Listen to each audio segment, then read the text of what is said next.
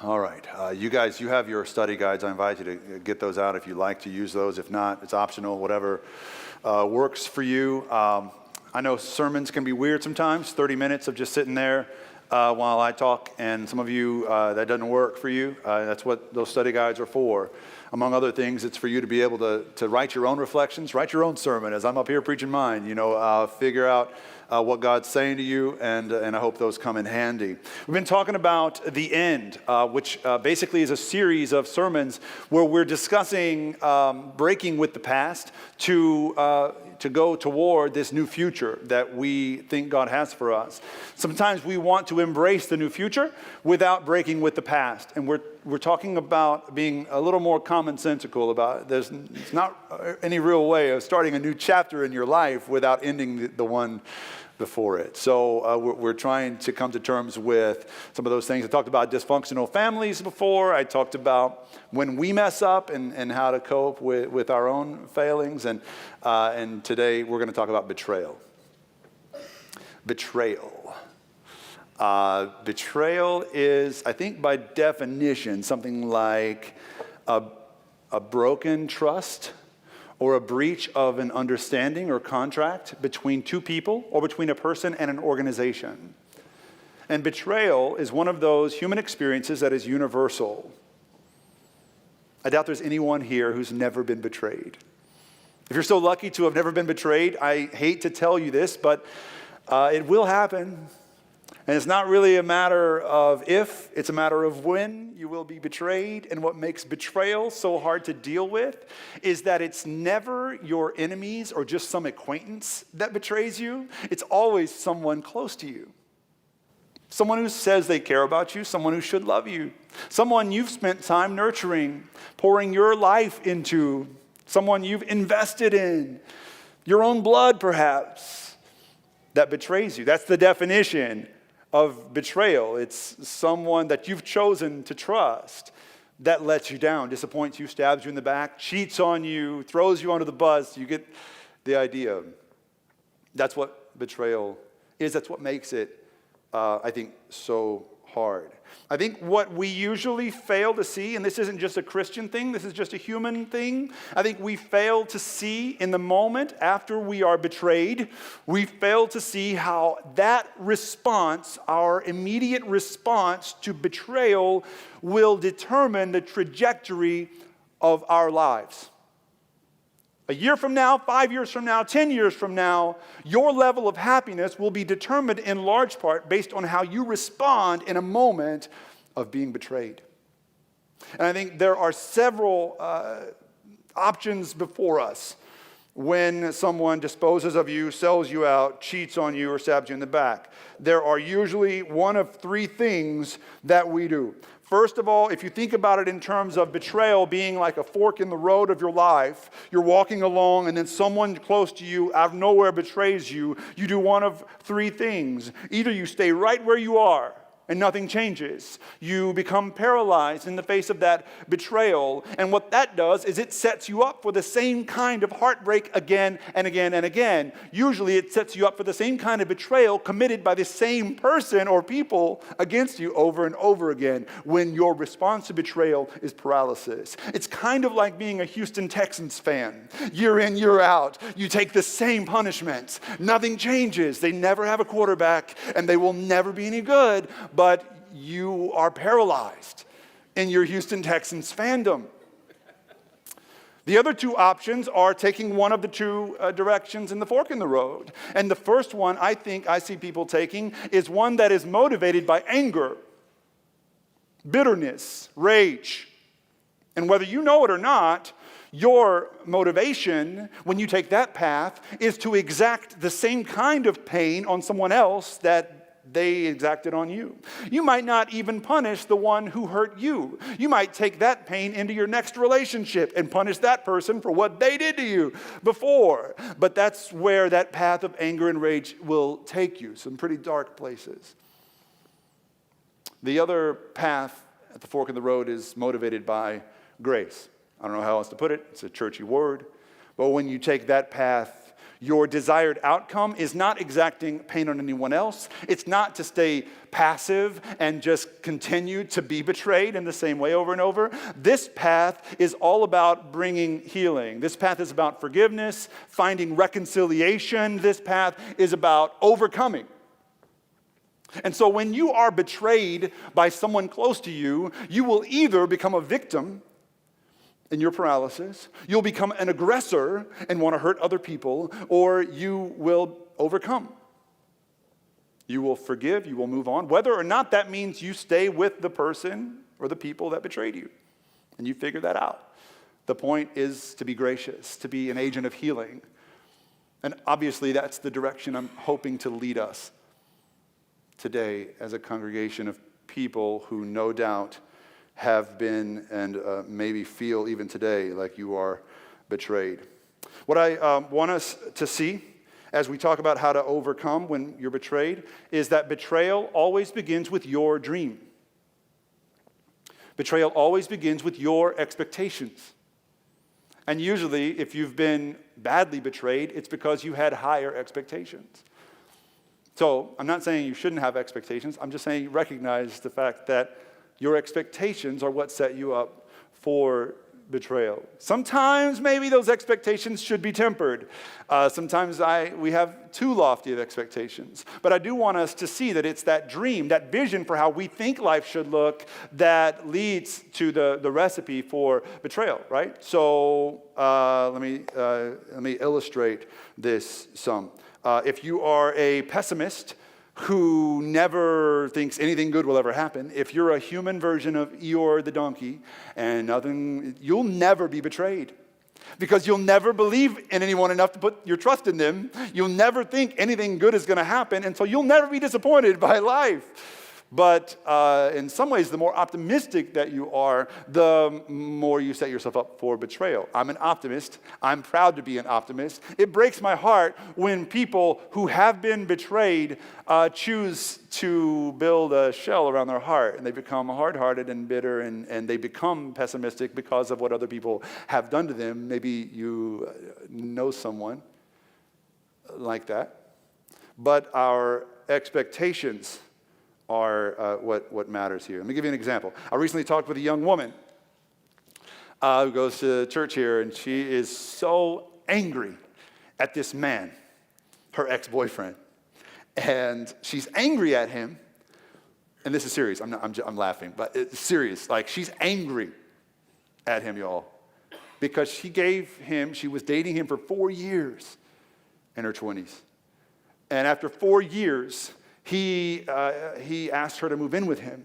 She didn't think she should move in with him. She thought she should be married before she moves in with him. But he said, move in with me. And she said, I'll move in with you if after a year we're married. So what do y'all think happened? She moved in with him. 2 years later, still no ring. So now she spent 6 years with this guy until finally she says to him, look, you proposed to me or I'm out. At which point he says, there's the door. And she leaves. Good for her, right? She leaves. Now, you might be tempted to say, why would she feel betrayed by him? He never hit her. He never treated her wrong. He picked up the tab at every meal. He took pretty good care of her. Most young women would love to have a boyfriend like this, gainfully employed, nice looking, all this stuff. And, he was just being honest with her about, he didn't see himself marrying her. So why would she feel betrayed? It's because her expectations were here, and he only met her here. She had lifelong dreams. She had a vision in her heart that God had given her of what her life should look like. She wanted to be a great wife. She wanted to be a great mother. She wanted to have a secure future. She wanted marriage. She wanted to live in a godly way. And she wanted this, and he was willing to give her this. And that spells betrayal. That spells betrayal every time. Unmet expectations and unfulfilled dreams. Now, that's true in dating, but guys, it's also true in marriage. If you feel betrayed by your spouse, it's because you expected this of your spouse and they delivered here. If you've felt betrayed by God, which I know many have, It's because you felt like God should be this, and God was only this. If I've known people that felt betrayed by church before, because they thought they would come to church, and everybody in the church, because of God, would be different from all the godless people out there. They thought when they came to church, they would be generous, kind-hearted, open-minded, non-judgmental people who never lie and never act selfishly. Then they come to church and they realize the universal truth that every church is full of hypocrites, and then they wind up being angry atheists in coffee houses in Montrose talking about how Christians are such a crock. That's the trajectory of your life when you deal with betrayal in that way, when your expectations are here and the reality is here. And the same can be true in your family relationships, with your siblings. Some of you have been, I know, you've told me, betrayed by a sibling. Some of you are dealing with betrayal by a sibling in the wake of your parents' death, which is a double whammy kind of situation. Some of you have been betrayed by a boss you thought that you could trust, and then she stabbed you in the back. Some of you have been, betrayed by a parent or a child, even, and that is true for all of us. So, Hear me clearly. I'm not saying you shouldn't have a dream. But I'm saying if you're going to learn how to overcome betrayal, you need to learn that every betrayal begins with a dream. The clearest example from the Bible that we have of this is the story of Joseph in Genesis. This isn't Joseph, Jesus' dad. This is Technicolor Dreamcoat Joseph. Some of you may know, you Broadway musical fans. And they based the Bible story on the musical or something like that. And so, no, the Bible story is much older, I think. But Genesis 37 through 50 tells the story of Joseph. And Joseph has a dream. And here's what it says in Genesis 37:5. Once Joseph had a dream. When he told it to his brothers, they hated him even more. So what this tells us is that Joseph's brothers already envied him. They already despised him because they thought their dad favored him. They didn't like that Joseph got that special coat of many colors, or some of your Bibles say it was a coat with sleeves. Colors are better than sleeves. I don't know why. It sounds cooler to me to have a coat with colors than a coat with sleeves. A coat without sleeves sounds really weird to me. I don't know why that sounds weird, but I like the coat of many colors. His brothers did not like the fact that his father seemed to favor him. So Joseph has this dream, and in this dream, he is standing tall, and his brothers are all kneeling beneath him, kneeling before him. And Joseph shares this dream with his brothers. Now, you can guess this doesn't go well with his brothers, because Joseph had a dream of rising above his dysfunctional family. That dysfunctional family we talked about a few weeks back, that was Joseph's family. Joseph's like, I'm done with this. God's given me a better dream, and one day you guys are going to bow to me. Joseph's problem was not the dream that he had. Joseph's problem was who he shared the dream with. Be careful, you guys. Be careful how you share the dream God gives you in your heart. Be careful of oversharing the dream God gives you with people who aren't ready or equipped to support you in that dream. Joseph's brothers were not, given they're already, despising him, they were not in an emotional or psychological place to hear Joseph's dream and go, we're happy to bow to you one day. Go, Joseph, we're proud of you. Go be greater than us. That is not the kind of family Joseph had. He didn't discern that, and he shared his dream with this family that wasn't ready to hear it. Be careful. Be careful, you guys, who you share your dreams with. Some of you come from really functional, highly developed families, like your well-balanced families, where you go and share a dream with them, and they take you to coffee, and they tell you how awesome you are, and you tell them you have a dream of greatness, and they give you some money, and they say they'll pray for you, and they'll support you, and you believe it because they've always had your back. Some of you are lucky enough to come from those families. Some of you are not from those families, and you know it. Some of you come from families of dysfunction, where if you go to them with a dream of greatness, a dream of rising above the cycles of your family's past, they're not going to support you in it. In fact, families where dysfunction is the norm form will often be really, really good at holding you back from the dream God plants in your heart. Friends can do the same thing, groups of friends. If your friends are dysfunctional people, they are really able and equipped to convince you that that dream you're talking about is not really who you are. You're just like them, and you always will be. So be careful of trusting unhealthy people with your dreams. Surround yourself as much as possible with healthy people. So it's good to have a dream. Just be careful with who you share it with. I got a feeling that in the room today, I was trying to think of what are my people at the Story? I've only known you guys for like 11 months. We're 11 months old now, by the way. 11 months and 2 days at the Story. Next month, we'll celebrate 1 year. Crazy.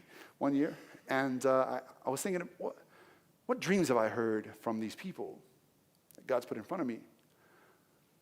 And I don't know them all yet, but I got a feeling that there are dreams in this room right now, dreams of going to a really good school, getting a really good education, dreams of having a life that has some influence, to bring something good about in the world, to make a difference with your life. There was a dream. Maybe some of you have forgotten it, but there once was a dream in your life that you had to live a meaningful life.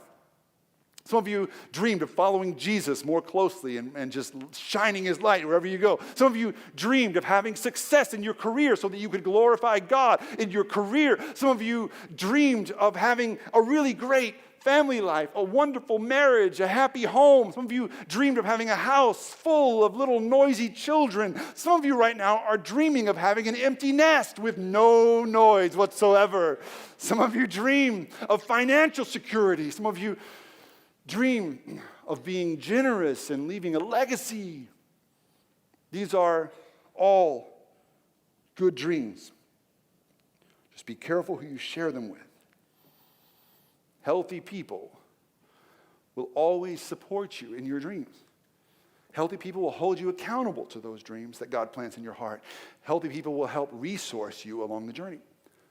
If you are of the background that dysfunction is all you've ever known, if your family was dysfunctional and most of your friends have been dysfunctional, sometimes you get in a pattern of dysfunctional relationships and you blame other people, but you're the only common denominator in all those relationships, and it's you that keeps getting drawn into them. What I've seen happen 100 times is when someone chooses to follow Jesus with their life, they take Jesus seriously, the Holy Spirit comes into our hearts and teaches us a new way. The Holy Spirit can teach us how to be more comfortable with healthy people, how to trust our dreams, our ambitions, our hopes in God with healthy people around us, and God will surround us with healthy people instead of the dysfunctional ones that we have gotten used to.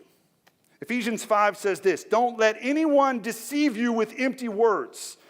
Don't be associated with insecure people who will despise you when God plants a dream in your heart to rise above the level of living that you've been at. When you dream of greatness, surround yourself with healthy people. Okay, so you've got that. Joseph shared his dream with unhealthy people, and they beat him up for it, literally. They sold him out, literally. Here's how this happens. They are in the field, Joseph's brothers, and they see Joseph coming, and this is what they say. This is right after Joseph shared his dream with them. They said to one another, this is Genesis 37, 19 and 20. They said to one another, "Here comes this dreamer. Let's kill him and throw his body into the pit. We'll tell everybody that a wild animal attacked him, and then we'll see what becomes of his dreams." That's how dysfunctional people respond to godly dreams. They decide after that killing him would be a waste. They're going to make money off of him instead, so they sell him, their brother, to slave traders. But first they throw him into the pit, and he stays in the pit for who knows how long, and he's down there alone. And what's important for us to see is that in the Old Testament, the pit was more than just a hole. The pit was symbolic of something else. In Old Testament times, the pit is used to represent Sheol. Over 100 times, Sheol is referred to as the pit. Now, Sheol, in Old Testament thinking, was this underworld place that all the dead went to lay dormant. It was this place of separation from the living world, separation from the living God. So Sheol is often translated as hell. It probably shouldn't be. The Old Testament understanding was a little bit different. It wasn't just for, ungodly people to go and be punished. It was where everybody went and remained separated from God until something happened. And that was the big debate. In Jesus' day, the big debate was whether or not the people that had gone to rest in Sheol would be resurrected on Judgment Day. We have all of our hot-button issues. That was theirs in Jesus' day. The Pharisees believed absolutely everybody in Sheol will be raised up for judgment on the last day. The Sadducees did not believe in resurrection, which, of course, is why they were so sad, you see.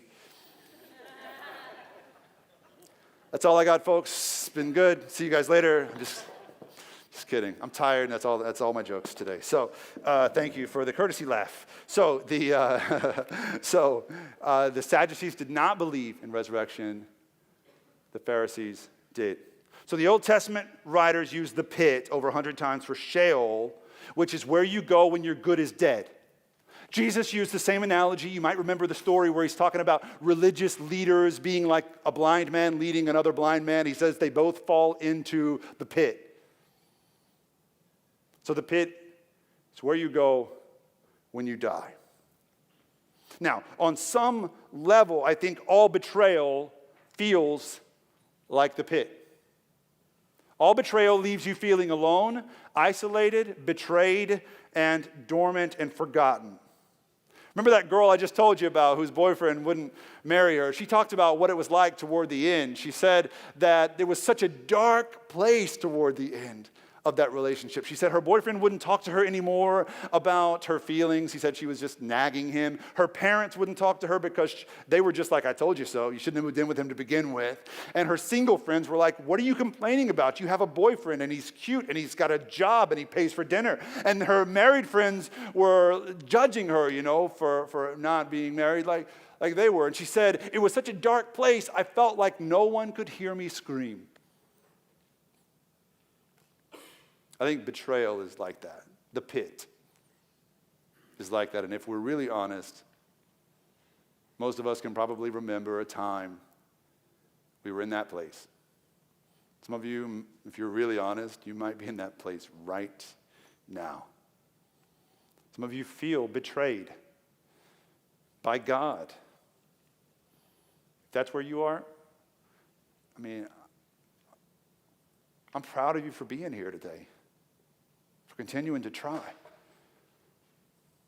If you've ever loved an addict, if you ever loved an alcoholic, if you ever had a parent who neglected you, or a father who was absent, or a mother who abused you, you know what life is like in the pit. If you've ever had a friend who just threw you under the bus for no reason, if you ever had a boss you thought you could trust and then the next day you lost your job for no good reason, if you've ever been falsely accused by someone you thought cared about you, if you've ever felt like the church wasn't there for you, you know what life is like in the pit where no one hears you scream. That's where Joseph is when his brothers put him there. You probably are already picking up on this, but one of my favorite things about Joseph's life is how it foreshadows Jesus' life. There's so much overlap here, it's impossible to ignore. Joseph is destined for greatness, and Jesus is destined for greatness. Joseph is his father's favorite son. I guess you could say Jesus was his father's favorite son. Joseph's brothers denied him and betrayed him. Jesus' brothers denied him and betrayed him. Both his blood brothers, they denied him and his Messiah, his messianic place before he died. And his disciples, some of them betrayed him at the moment of truth. Joseph's brothers sold him for 20 pieces of silver. Judas sold Jesus for 30 pieces of silver. Joseph spent time in the pit as good as dead, and so did Jesus. All Christians believe that Jesus spent time in death from Friday through Sunday. What some of you may not know is that almost all Christians throughout history have claimed to believe that Jesus didn't just die, he went to hell for a while. We don't talk about this very often, and frankly, it's because the biblical evidence for this isn't super strong. I've given you some verses in your study guides to look over with your small groups or whatever. There's some allusion to this idea, and whether or not you believe it, it's not an essential belief for you to be a Christian. I will tell you this, I love the idea of Jesus going to hell for a few days. I love the visual of Jesus walking into hell on a Friday night. I love it. I picture it like hell is a bar and Satan's the bartender and he's there like drying a whiskey tumbler with a towel and Jesus walks in and Satan's like, I did not expect to see that guy down here. And Jesus from across the room is like, I heard that. And Satan's like, I know you did. You hear everything. And I love the image of Jesus hanging out with the people in hell. I love the image of Jesus like playing poker with like Goliath and Jezebel and some of Joseph's brothers, King Herod. I love the image. On the one hand, I think it's a lighthearted and fun image, but the reason I really love the idea of Jesus having gone to hell is so that the next time I'm in hell, or the next time you're in hell, a living hell, that state of mind kind of hell where no one hears you scream, you can take solace in knowing that Jesus not only knew the way there, but he knew the way out. Because he didn't just go there to stay. He went there and came back and initiated his movement of mercy that death and sin could not abide. And that's the reason that we are here today. Jesus didn't just know how to get to hell. He knew how to come back from it.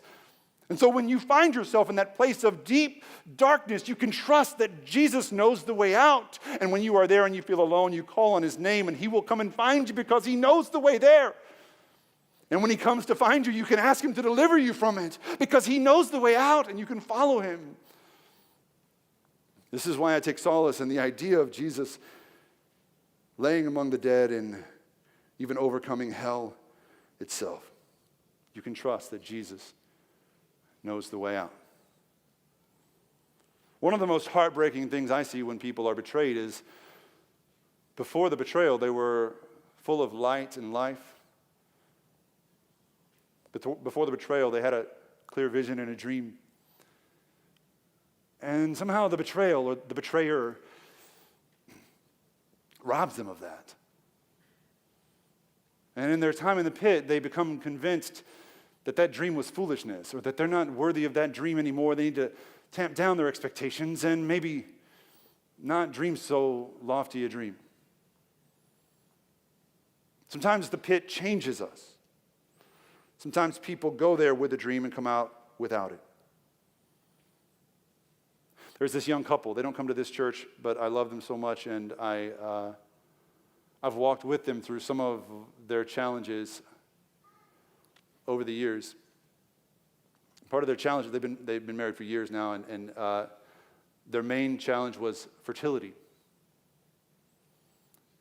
And they just could not conceive. And they had a couple of miscarriages, a couple of false hopes, and then they were gone. And if you've never struggled with that particular issue, it's really hard to understand the depth of the burden and the weightiness of that problem. It affects everything. Every area of their marriage was affected. They stopped going to church because church was so full of happy families with perfect little kids, and they had to see it. And everybody would, if they didn't know them very well, they'd come up and ask them, how many kids do you guys have? And every time it was like taking a bullet to the chest. So they stopped coming because they couldn't face it. They felt so betrayed by God, who they thought gave them this dream to begin with, this dream of being a great father and a great mother. They had those dreams in their hearts before they even met each other because they both had great parents and they were blessed by their parents and they couldn't wait to bless a child of their own, but it was not meant to be apparently. And their time in the pit, it kind of hardened their hearts a little bit against that dream. They eventually decided to just give up on that dream altogether. That dream they were ultimately convinced of years before was now non-existent for them. And so they started to act like they never wanted it to begin with. They kind of came back around to church, and people asked them about their kids, And they said, oh, we don't really want kids. Everybody with kids looks really unhappy. And we really love to travel. And they would sit down, with parents of children and talk about all their travels, kind of rubbing it in parents' faces because parents never get to travel anywhere except Disney World, the least happy place on earth. And, and so, they would kind of lash out in that way. They'd say, we're career-oriented now. We love our jobs and we love our dogs. We don't really have room for kids in our lives. And so they found their way back into church by doing that. It got a little bit easier. And then they were just open enough to God's leading still, even though they felt betrayed, to combine their love of travel with their love of God. And so here's what they did. They signed up one day to lead a group of missionaries, just regular folks, to China to work as undercover missionaries in a Chinese orphanage for a couple of weeks one summer. But you can't go out and preach the gospel openly in China. You can't go start churches openly. You just have to live the gospel in places like orphanages, and the church is spreading like wildfire there. So they go there, and to the first orphanage in Shanghai where they're working, they meet a young boy, a 1-year-old baby boy named Sam. Sam had been given up by his birth parents because he was born deaf. 98% of children in Chinese orphanages have some birth defect, and they are given up because of that one-child rule that was in place for so many years. So they met Sam. And the moment they met Sam, they knew what God had been preparing them for all along, not assuming at all that God gave them the burden of infertility. But I will tell you this, God took the problem of infertility and adapted the plan and adapted the dream to make it come about. And they knew exactly why they were there. It was such a perfect ending to this whole struggle that the guy, the husband in this relationship, he actually knew sign language before he even went to China. It was a match made in heaven. And a year later, they brought Sam home with them for the first time as their son. A month after that, the craziest thing happened. The woman, Sam's mom, started feeling sick in the mornings. She started feeling queasy and weird. Some things that usually happen didn't happen for a couple of months. And a few months after that, Sam had a little brother named Aaron.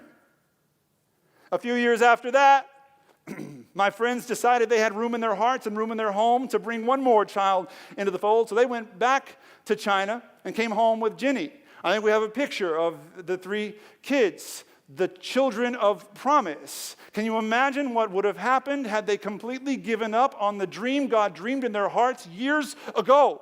But they refused to give up. They refused to completely close their hearts off to the idea that the dream was still alive. And as much as they refused to give up, God refused to give up even more. And God worked in their circumstances and made their dream come true. You see, when Jesus leads you out of the pit that you were in, he doesn't expect you to leave the dream behind that you took to the pit with you. When Jesus led my friends to China, he didn't lead them there to help them forget about the dream they dreamed. He brought them there to fulfill the dream that they had dreamed. And when you find yourself in the dark places of your walk, the same is true. If you let Jesus in, he will use your time in the pit to make your deliverance from it even sweeter. So today we've talked about surrounding yourself with healthy people. We've talked about trusting Jesus, that he knows the way out, whatever hell you're in. And finally, never forget the dream that God gave you. Never forget the dream God gave you.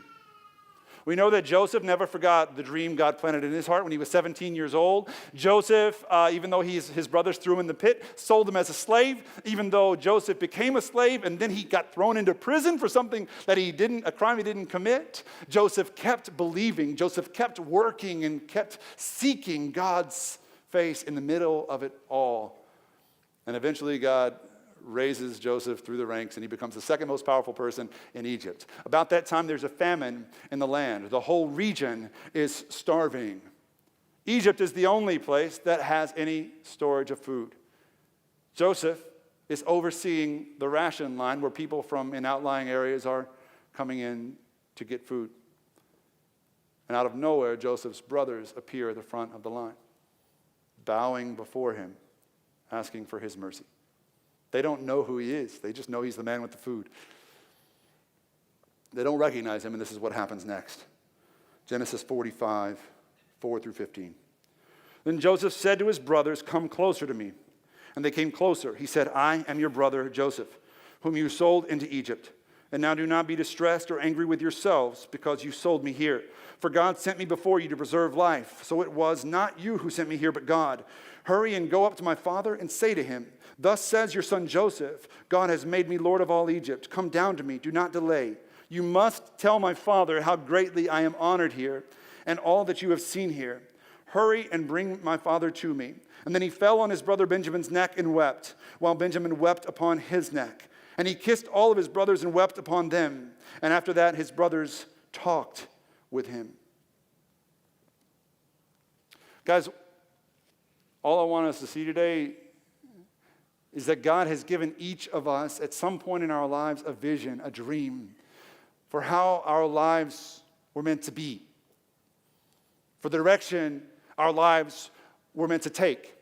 You once had a dream, whether or not you remember it now. There once was a God-given dream in your heart. Maybe you've buried it, or maybe someone, a betrayer of yours, has convinced you that you're not worthy of that dream anymore. That dream to make a difference with your life, that dream to make enough money to be generous and to impact those in need, that dream to be successful in your marriage and to be a good dad or a good mom, that dream to be a closer follower of Jesus.